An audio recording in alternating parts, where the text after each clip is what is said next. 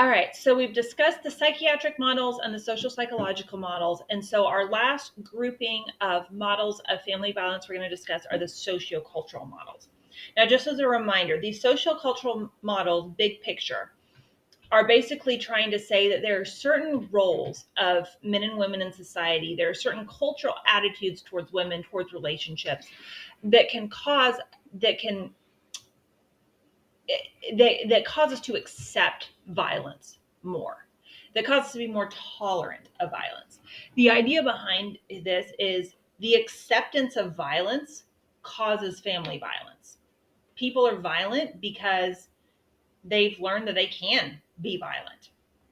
So there's four key theories that I'm going to discuss as part of these sociocultural models: the cultural violence theory, the patriarchy theory, the general systems theory, and the resource theory. So starting with the cultural violence theory, the cultural violence theory would state that there are certain subcultures that accept values that justify the use of force. They see the use of force as acceptable. And so within these subcultures, you'll see force, aggression, of violence as a response more often than what you might see if you compared it to the general population. If you like documentaries, you can find endless documentaries about this related to certain cults, to certain religious subsects. There's quite a bit of that, especially if you start looking at violence towards women and children. The cultural violence theory also states that violence is a learned response, kind of like with the social learning theory. You've seen other people be violent and it go okay within your culture as a whole, not necessarily within your family, within your culture as a whole. And you've learned that violence is an acceptable response and an appropriate behavior. You become desensitized to violence. This is one of the concerns with violent movies, violent video games at a very young age in large quantities, is it can have a desensitization effect and an acceptance effect. The idea behind this is that you see aggressive behavior being rewarded or condoned, and you see society as a whole glamorizing this type of violence. The second set of theories within the sociocultural model are the patriarchy theories. Patriarchy theories basically state that historically, women have been viewed as women have been viewed as subordinate. Women have been considered possessions. This level of domination has led to a pattern of violence because women weren't seen as human as men. This probably sounds really similar to some discussions of slavery, right? That they were considered possessions. They weren't seen as being on the same level of human as their typically Caucasian slave owners. And it's that same sort of mentality of you're taking one set of human beings, and not to compare family violence to slavery, like please don't take that out of context, but it's that same type of mentality of you're taking the category of human beings and saying you're more of my thing than you are a person that I need to treat as a person. You have less rights than other people. There's something about you where it's okay that I dominate you and control you, right? And it's taking that mindset and saying, of course, this is going to be leading to violence because you're seeing them as less human. You're seeing them as something you have a right to control. And so the application of that mentality to domestic violence is where the patriarchy theory comes in.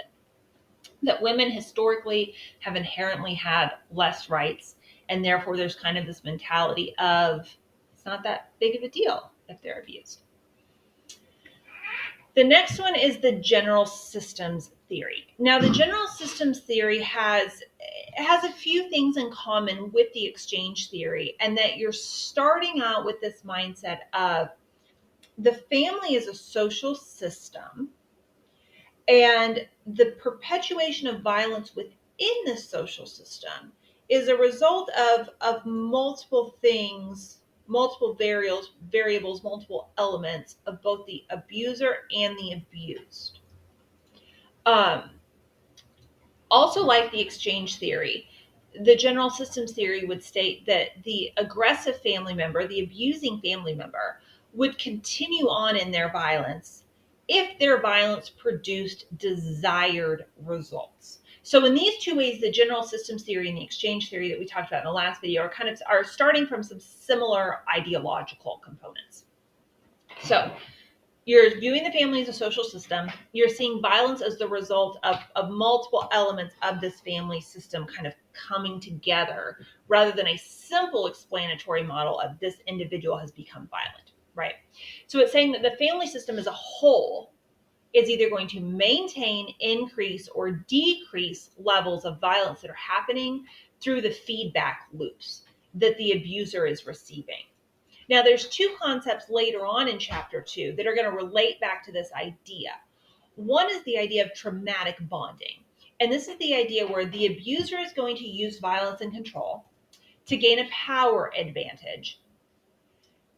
And typically what you see is that incidents of aggression are followed by periods of calm, perhaps even periods of affection, before the next incident of violence happens. You might have seen this labeled as the cycle of abuse, right? There's a buildup, there's an explosion, and then there's calm, there's affection, there's a begging of forgiveness, whatever it might be.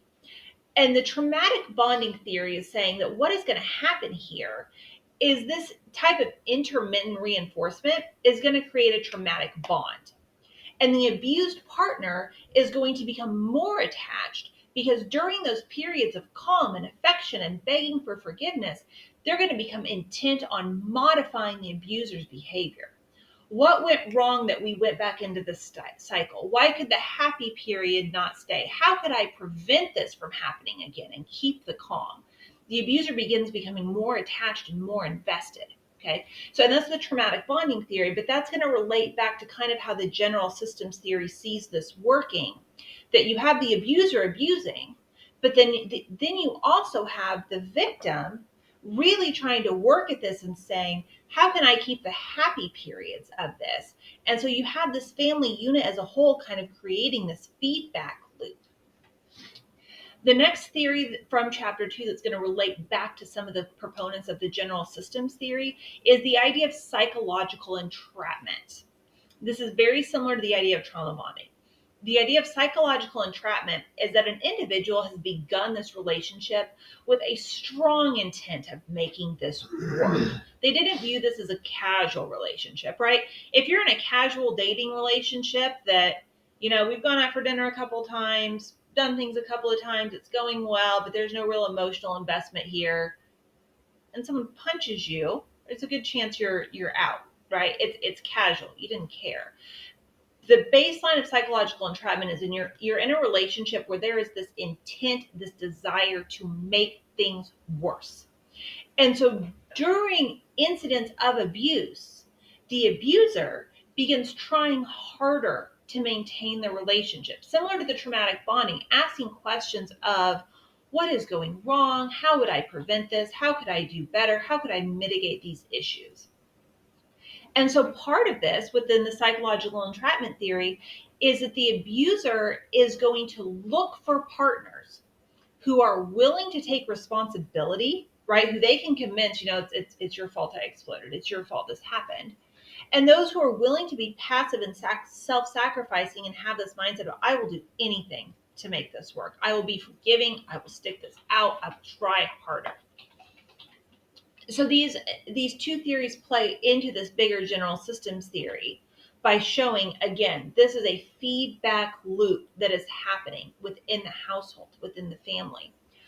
One big element of this theory also is this idea of we want to look at what's going on within this feedback loop of abuse, and we want to see at any point, has either the abuser or the abused looked for alternative courses of action? And what do they see as being their decision points? Do they see themselves as having any other option than violent control? On the abused side, do they see themselves as having a decision point in terms of, I could perhaps act to stop this by doing this. I could take an alternative course of action other than staying here and trying to make them happy. And this again can start going back to media elements of that there are certain stereotypes of family violence that are continuously being reinforced through social interactions, through mass media, that can impact the way that both the abuser and the victim could view their options for alternate courses of action and could view their decision points within the relationship. One of the concerns with the general systems theory of family violence is, and you might have picked up on this as I was giving some examples, is it can be easy for this to cross that very fine line into some victim blaming behaviors or into some victim blaming language. Because as you're seeing, if we're saying the family system is maintaining this feedback loop of family violence, you're inherently saying the victim is doing something that's keeping this going, right? This general systems theory, where you're assessing alternate courses of action and decision points, inherently leads to that question of why didn't they just leave? And so that's one of the concerns in the language that we use about this theory and the way that we frame the proponents of this theory is to make sure we're not crossing over into victim blaming. And the last one of the theories that I wanted to discuss within the sociocultural model is the resource theory. And the idea behind the resource theory is that the partner who controls more money, property, and reputation is in the dominant position in the relationship. Now, this can actually go two different directions. This isn't going to go the way that everybody automatically assumes that it would go. The use of violence is going to depend on the resources that are controlled. And the more resources a partner has, the more force or power they likely feel like they can get away with. If one partner is making all the money, what is the other victim going to do? Are they going to leave with nothing? Because we know that statistically, a woman's standard of living does decline after a divorce. So there's this idea that when you have given one partner the majority of resources in the relationship, you've handed them a lot of power and you've given them the ability to get away with using quite a bit of force because they might be able to control the other one from leaving. But there's also, in some ways, a factor there that can prevent physical violence. Not to say that emotional and psychological and financial abuse is in some way better, but whenever one partner has more resources, they also have more options of ways they can exert control instead of necessarily physical violence. They can withhold money. They can withhold affection. They don't necessarily need to use physical force because they have lots of options for how they can exert control in this relationship through withholding resources. So that's the side of it that we tend to logically think of, right? The person that controls the money controls the relationship because the other person can't leave.